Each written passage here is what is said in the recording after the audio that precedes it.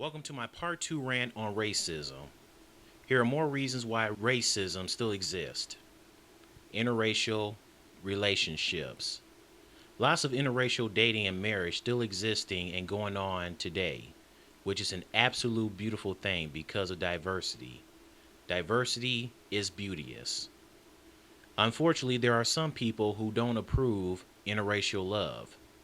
Matter of fact, they don't approve people having friends who are not the same ethnic group as they are, especially if you have grandparents who are around the 1800s.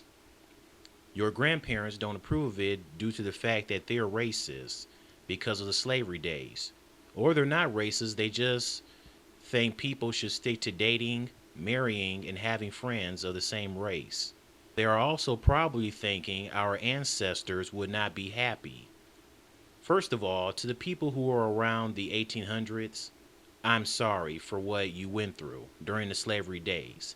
It was obviously tough. But holding on to a grudge for what happened centuries ago is not helping you. The 1800s is no more. And I think it is best to focus on the bright side of today's modern generation, seeing people coming together as one nation. Second, you honestly think our ancestors would not be happy? Well, I think they would, seeing black and white people getting together. They will be proud since they no longer have to suffer. Some may have parents who are racist since unfortunately they were raised and taught to hate people outside their race by your own grandparents, which I think is totally wrong. What kind of parent are you raising your children to hate people outside their race? And it keeps going on further down as the years go on. It never stops.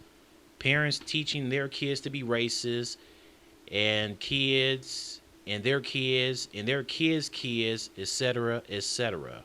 There are people who show hatred towards interracial love.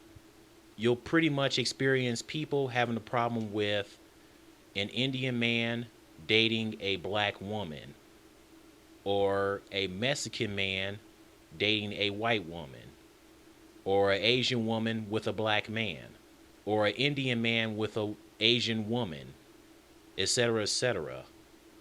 And they'll probably say, oh, you're Indian. You shouldn't be with a black woman. You should be with an Indian woman of your own kind. What are you doing with a black man? You're Asian. You shouldn't be with a black man. You should be with an Asian man. Oh, you're Mexican.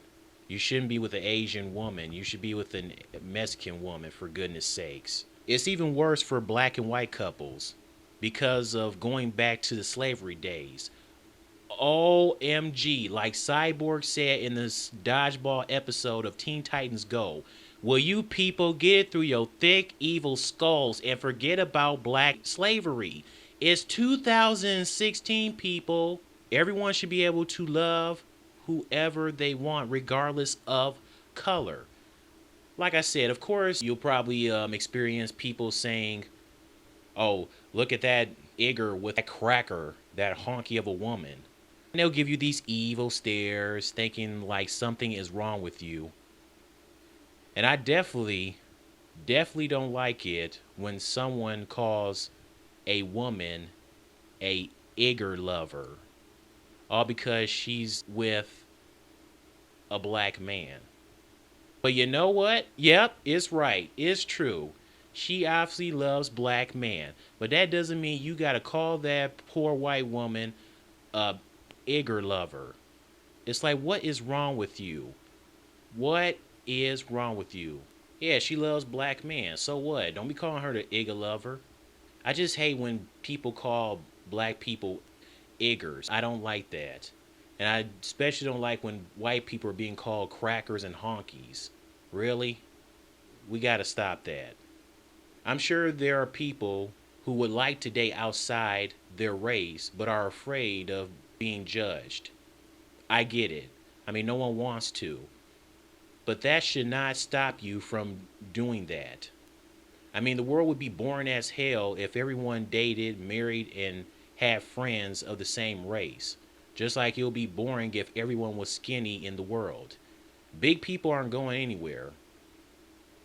There is always going to be big people. and there will always be interracial couples. I don't think anyone wants to experience the feeling about bringing home somebody, meeting a family, and you have to worry about your family possibly being racist due to the black slavery days, or they just never had anybody from an ethnic group be a part of their family before and stuff like that.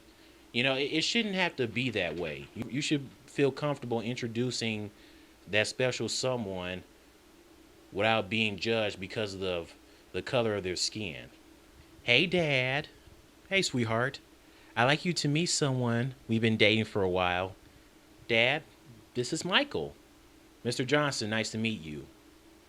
Lisa, you brought home a black man to the house? I don't want you to date him. Dad, you're not racist, are you? No. I just think it's best for you to date your own race. I told you, Lisa, you wouldn't like me. But you said, no, it's all good. Well, it's not good. Oh! Michael, wait. Dad, what is wrong with you? I don't care if he's black. I love him. I don't care. It's not happening. I hate you, Dad. Son, what are you doing? Hanging out with my friend Justin. Nice to meet you, sir. Son, I don't want you to hang out with him. Why? Hello? Look at him. He's white. Does it really matter? It matters to me. Stay away from him, or I'll bust your lips like it's the Kylie Jenner challenge. Have you seen what Kylie looks like now? She looks like the Angelina Jolie fish from Shark Tale. Hey, Mom, I'd like you to meet Anidu. Oh, nice to meet you. Ooh. Oh, what is that smell? It smells like curry. I should have known. I should have known all you Indian people smell like curry. How dare you stereotypically judge me? I swear, if I had the power, I'd banish you to have your body parts be teared from limb from nasty, evil white tigers. See, that's the type of crap I'm talking about. Let's not forget the episode Baby Got Black from Family Guy. Jerome's daughter Pam has a crush on Chris. Okay, Chris, I see you. Jerome does not want his daughter to date Chris. And I like how Quagmire said, I'll date her. Of course you would. You don't care if she's a teenager or not. Come on, Quagmire, really? Pump your brakes. Anyways, Jerome is not happy about Pam and Chris being together. I mean, the guy has so much hatred for some white people, thinking that all of them are just wrong. Really? And it's amazing since he used to date Lois before even met.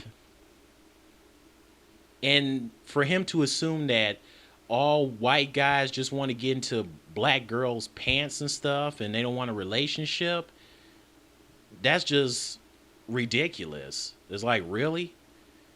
I mean, I understand you've gone through some tough times, Jerome, but geez.